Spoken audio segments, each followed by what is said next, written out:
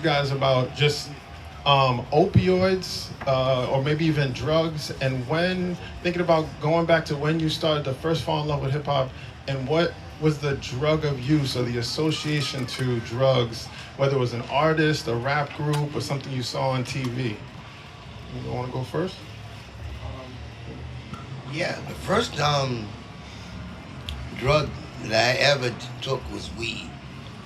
And the reason why I did it is because the guy that was popular in my school, I did it so I can be, cool with him. I didn't even like weed. I did it because of him. And so, anytime that I smoked, it was because I wanted to be around everybody that I wanted to be hang out with. I wanted to be popular too. I wanted to be so popular, I started selling it. You know, if you wanted weed, go to Brendan. Um, I remember one time I didn't have no weed, and what was it called? Catnip. I went and grabbed some catnip. Oh man. Anyways, and I got busted with catnip. But as time went on, I learned to by the police. By the police, yeah. It was in school. It might they called the police and whatever. But that was my first choice, and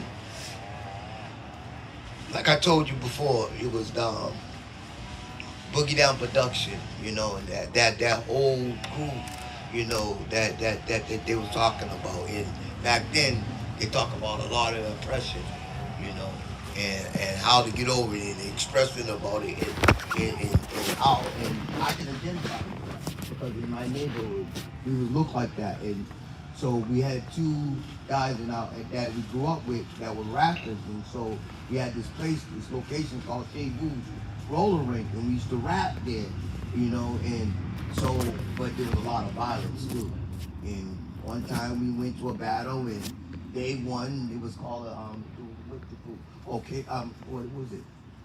RSO.